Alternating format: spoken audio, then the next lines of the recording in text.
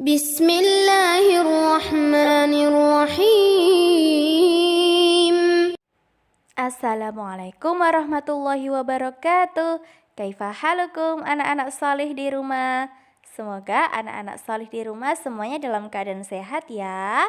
Dan juga anak-anak salih masih semangat dalam belajar. Amin. Anak-anak salih, hari ini kita belajar pelajaran fikih. Insya Allah hari ini kita akan membahas sifat sholat bagian 3.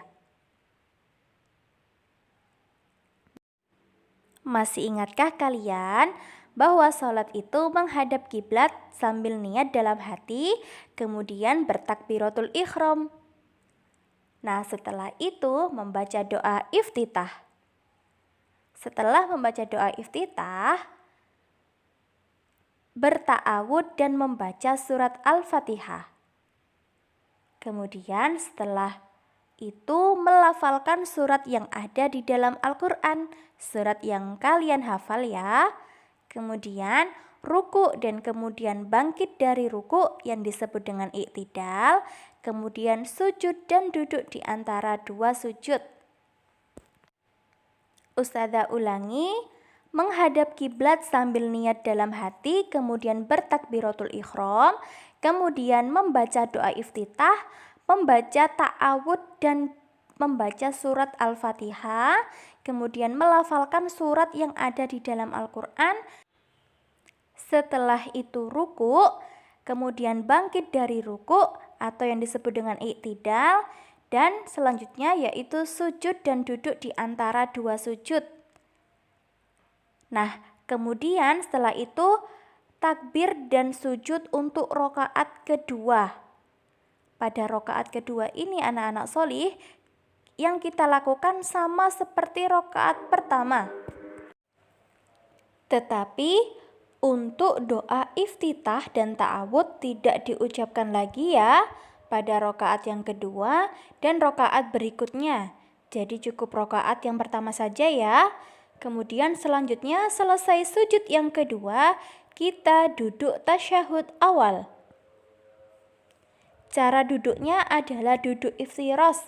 Nah, anak-anak solih, kita dulu sudah mempelajari cara duduk iftiros ya pada pelajaran ibadah praktis. Insya Allah anak-anak solih semuanya sudah paham ya. Nah, itu cara duduk iftiros.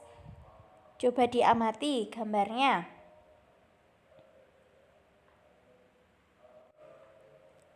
Nah, duduk iftiros itu yang bagaimana ya Ustazah?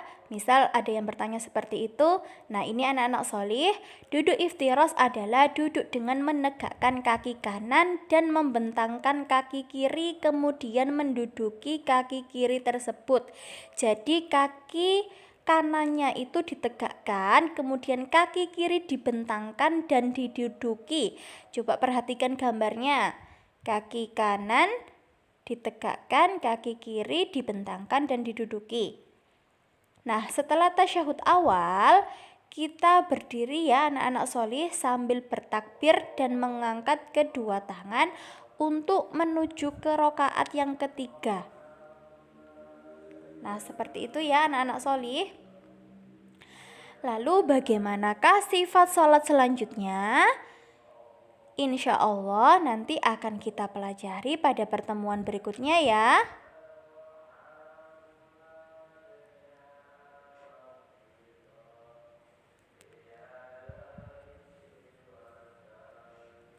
Alhamdulillah anak-anak solih, kita sudah selesai belajar sifat sholat bagian 3. Semoga semua yang kita pelajari hari ini menjadi ilmu yang bermanfaat ya. Amin. Barakallahu fikum. Wassalamualaikum warahmatullahi wabarakatuh.